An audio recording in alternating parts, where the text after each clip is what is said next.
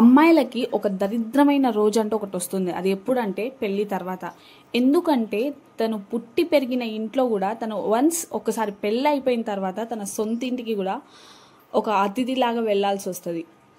తను పెళ్ళికి ముందుకులాగా ఇది నా ఇల్లు, ఇది నేను పుట్టి పెరిగిన ప్లేస్ అని చెప్పేసి ముందులా అంత ఫ్రీగా ఉండలేదు.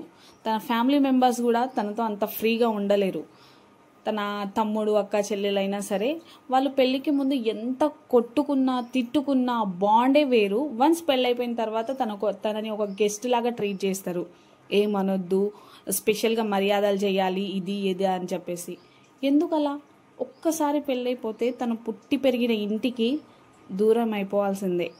తన ఇంటికి తను ఒక గెస్ట్ లాగా వెళ్ళాల్సిందే. ఇంకా కొన్ని ఇయర్స్ తర్వాత అదే ఇంటికి కొన్నిసార్లు మర్చిపోవాల్సి వస్తుంది. ఆ ఇంటికి వెళ్ళాలన్నా వెళ్ళలేని పరిస్థితి. చాలా చాలా దరిద్రమైన రోజు అని చెప్తాను నేనైతే. వన్స్ పెళ్ళైపోతే అమ్మాయిల లైఫే చేంజ్ అయిపోతుంది.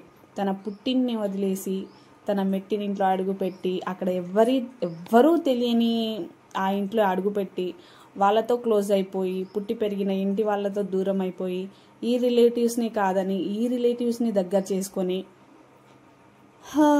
నాకైతే చాలా హార్డెస్ట్ మూమెంట్ అనిపిస్తుంది ఇది.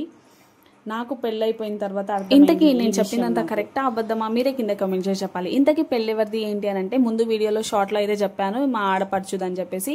ఇక్కడ హల్దీ ఫంక్షన్ అయితే అవుతుంది. ఇది ఇటు సైడ్ డ్రెస్ వేసుకుంది మా చిన్న ఆడపడుచు, ఇక్కడ సైడ్ మా పిన్ని అవుతుంది అనమాట. ఆల్రెడీ బంజారా డ్రెస్తో వీడియో చేశాను. ఆ బంజారా డ్రెస్ ప్రిపేర్ చేసింది ఆమెనే.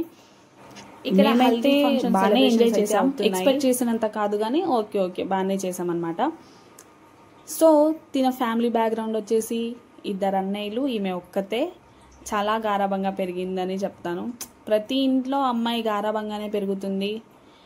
పెళ్ళైపోయిన తర్వాత అందరికీ ఒకేలాగా ఉంటుంది కదా లైఫ్, ఒక్కొక్కరికి ఒక్కొక్కలాగా ఉంటుంది.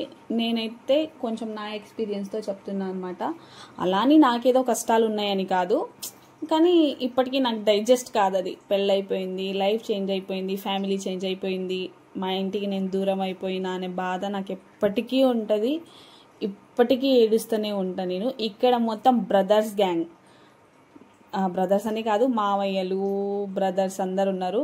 సో ఇది పెళ్లి రోజు అనమాట. ఇక్కడ మామూలుగా మా బంజారాలో తెలుసు కదా, ముక్కా సుక్కా ఎట్లనో డ్యాన్స్ కూడా పక్కా అనమాట. వావ్, రైమింగ్ బాగుంది. ముక్కా సుక్కా ఎట్లనో డ్యాన్స్ కూడా పక్కా. సో ఇక్కడ బంజారా బాయ్ అమ్మీ బాయ్ వచ్చింది.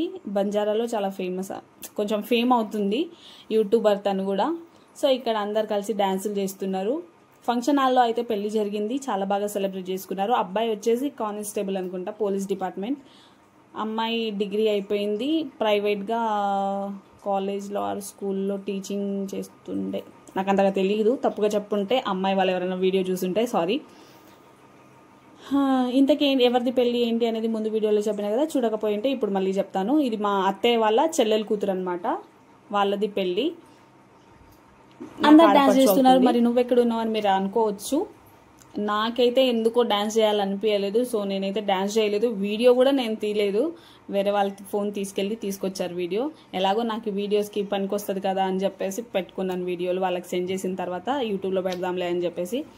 సో ఇక్కడైతే డాన్స్లు అయితే అయిపోతున్నాయి. తినడానికి అయితే మామూలు జనాలు రాలేదు. మా దాంట్లో నాకు ఒక్కటి నచ్చదు గైస్, మీరు ఏమన్నా అనుకోండి, పెళ్ళిళ్ళలో తాగనికే పెడతారు కదా, నాకు అస్సలు నచ్చదు అది. వచ్చినామా తిన్నామా వెళ్ళిపోయినామా అన్నట్టు ఉండాలి, కానీ తాగనికే పెట్టి ఫంక్షన్ హాల్లో నేనైతే ఇక్కడ చూసినంత బిభత్సంగా తాగుడు నేనైతే ఎక్కడా చూడలేదు. ఎందుకంటే ఒక్కొక్కళ్ళు ఫుల్గా తాగేసి ఫంక్షన్ హాల్లోనే టాయిలెట్ చేసుకున్న సీన్స్ చూసాను నేను. సో ఎందుకు అంతలా? పెళ్ళికి వచ్చామా తిన్నామా ఎంజాయ్ చేసుకున్నామా వెళ్ళిపోయామా అన్నట్టున్నది. ఆల్రెడీ వాళ్ళకి పెళ్లి ఖర్చులు మస్తు ఉంటాయి, మళ్ళీ మీకు తాగనికే. ఇక్కడైతే దగ్గర 3-4 లక్షలే డ్రింకింగ్ పెట్టుంటారు నాకు తెలిసి. ఆ సెలబ్రేషన్స్ ఒక సైడ్ అయితే, ఆ ఖర్చులు ఒక సైడ్ అయితే, మేమైతే పెళ్లి కూతురు పెళ్లి కొడుకుతో ఫోటో దిగుదామన్న 3 సార్లు స్టేజ్ ఎక్కినాము, 3 సార్లు ఫ్లాప్ అయిపోయింది. ఒక్క ఫోటో కూడా దిగలేదు. లాస్ట్కి ఇంకా మేము మా ఆడపడుచులు నేను పెళ్లి కూతురు పెళ్లి కొడుకుతో అయితే దిగలేదని చెప్పేసి మేమైతే ఇక్కడ స్టేజ్ పైన ఎక్కేసి చైర్ పైన ఫోటోలు దిగుతాం. వీడియో నచ్చితే లైక్ చేసి